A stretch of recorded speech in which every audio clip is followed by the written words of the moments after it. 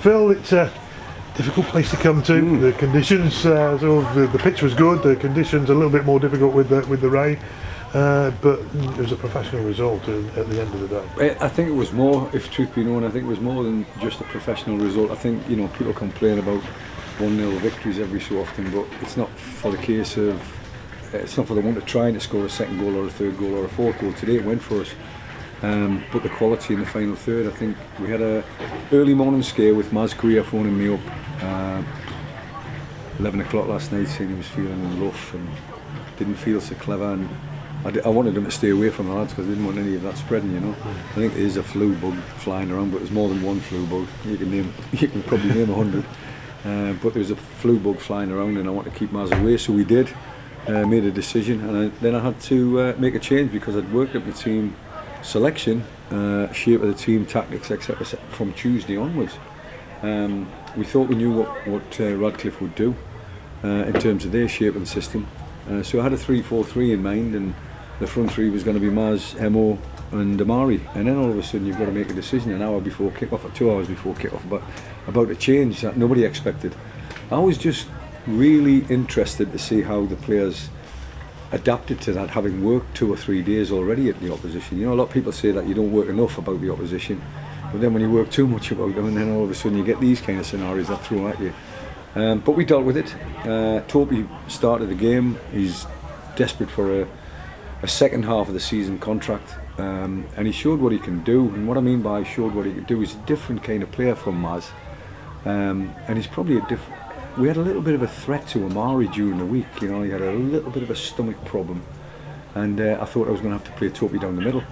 But he's got that physique, he's got that stature, he's got pace. He's a different type of player to Amari, but he'll put his head in. And he showed that with the second goal, the corner or the free kick that came in, and Topi's in their 6-yard box. That takes a brave person to do that, and he did that. But he's making a statement because he wants to be at the football club. He's making a statement because he wants to, a second half of the season contract. And I know when we get to this level, it's not 2-year, 3-year deals. You talk about it's 6 months or month by month or whichever the case may be. So some of the players out there today are playing for their futures, and I think Topi showed that. And when I brought him off, put Jim on just to show things up. That was a 3-0 to show things up because the midfield looked like they were not getting overrun, but they had a numerical advantage, and Brownie and Riley were getting asked different kinds of questions. So when we made that final change, it was just to see it over the line, and then Kellerbridge just pops up with a fourth. It was a thoroughly professional performance, there's no doubt about it, but it was a thoroughly pleasing performance from my perspective because the clean sheet mentality remained all the way through. They were a threat, there's no doubt about it. I'm looking at a side that might be in the bottom 3, bottom 4, but some of the numbers are pointing them towards being better than that, So I think if these went on a run, and I thought they were on the crest of a little bit of a run because they'd scored in the last 6 games, they'd scored on average about 2 goals per game. That's a team that's doing okay.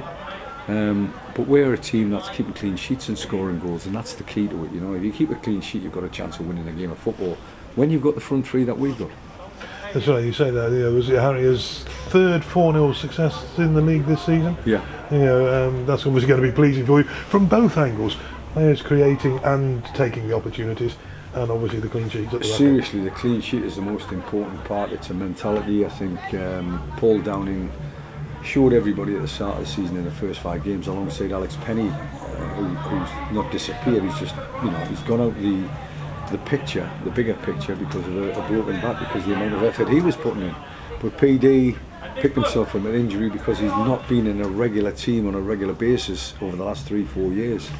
Now all of a sudden we have to piece him together to a certain extent, and we're getting the benefit of that rest, if you like, from the first 5 games. Gets injured, rest and recuperation, or more importantly rehabilitation and rebuilding, and that's what we're seeing now. We're seeing a proper centre half, albeit we're playing 3, but Cam either side of him with Reece, McNally, they look like they've got that kind of thou shalt not pass attitude, and I love that, mate. You say that it was very evident, wasn't it, that Harriers' work off the ball today was a big factor in Harriers getting that clean sheet. There's a lot to do with tactical awareness of what we do on the training ground, and you point out certain things to players, then all of a sudden a Saturday comes along and something different happens. You've got to be aware of them, but the experienced players that we've got in the team are really into what we're doing, you know, they're really behind what we're trying to achieve here. And then the young lads just provide that youthful exuberance. They want to impress you, they want to run around, they want to do. Riley, you know, Reynolds personifies that.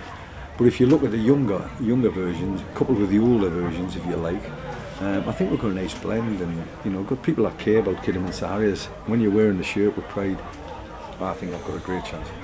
You're heading into a festive season where you've got a couple of home games. I think Southport and Russell, and the big local derby with Hereford. Yeah, it's an important part of the season for Harriers. Always is. We'll never look any further than the first game, which is the next home game now. I just, you know, the wonderful gestures that the chairman provided at the end of last season in trying to survive, and we had 3s and 4,000s there. I just love to see Agra, you know, in the game before Christmas. I love to see it full. We give them a Christmas present by turning up and playing well, and they give us a Christmas present by actually making a lot of noise from the terraces and show how much they care. I think that's a marriage made in heaven, as I've said many times. But it would be nice just before Christmas to turn it on at home instead of, you know, coming here.